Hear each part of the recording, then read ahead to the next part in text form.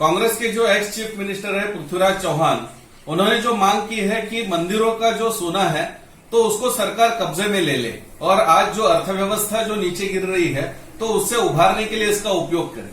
सबसे पहले तो मैं ये निंदा करना चाहता हूं कि क्या अब पूरा देश इनका लूट करके हो गया। आज इनका ध्यान मंदिरों के अंदर जो सोना जो भक्तों के पास से है, जो हजारों वर्षों से मंदिरों के अंदर जमा किया गया है, अब उसके ऊपर गई है।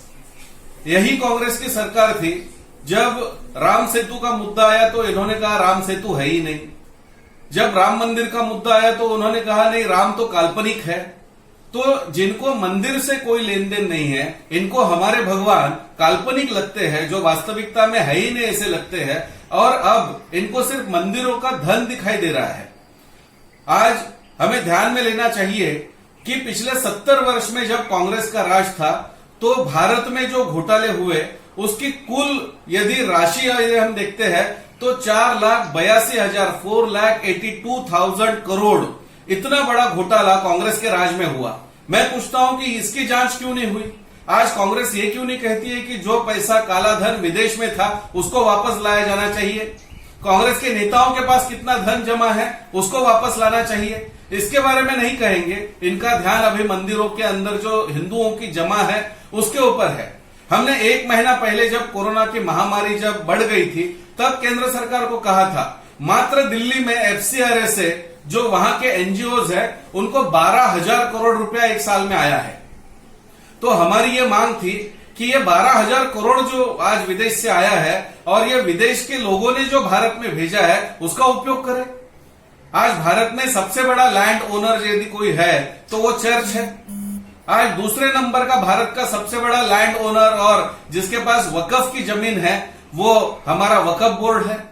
तो क्या मेरा प्रश्न है कांग्रेस के इन नेताओं से, वो कभी चर्च की जमीन है उसके बारे में कभी बात करेंगे? वो कभी कितना आज जैसे अजमेर जैसा दरगाह है तो वहां पर कितना पैसा आता है, निजामुद्दीन में कितना पैसा आता है, क्या उसको सरकार के पास लेके जाने की कभी बात करेंगे? ये लोग आज इस आपत्ति में भी यदि तेलंगाना में हम देखेंगे तो रमजान के गिफ्ट बांट रहे हैं। ये लोग जब रमजान आता है तो इफ्तार बांटेंगे। इन्होंने करीब करीब 12-13 साल हज यात्रा के लिए डोनेशन बांटा, तब इनको देश का पैसा नहीं दिखाई दिया। तो जब आज देश भीषण परिस्थिति में है, हमारे मंदिरों ने सबसे बड़ा काम किया है। आज मंदिरों से चलने वाला अन्नदान, मंदिरों से कितना धन आज सरकार को दिया गया है। शिरडी के संस्थान ने दिया, सिद्धिविनायक मंदिर ने दिया, तिरुपति ने दिया। आज तिरुपति की परिस्थिति ऐसे है कि तिरुपति में वहां पर स्टाफ को देने के लिए उनके पास पैसा नहीं है। तो ऐसी परिस्थिति में हमारा ये मूलतः प्रश्न है, क्या ये सेक्युलर सरकारों को मंदिरों के बारे में कुछ कहने की वास्तविकता में आवश्यकता है?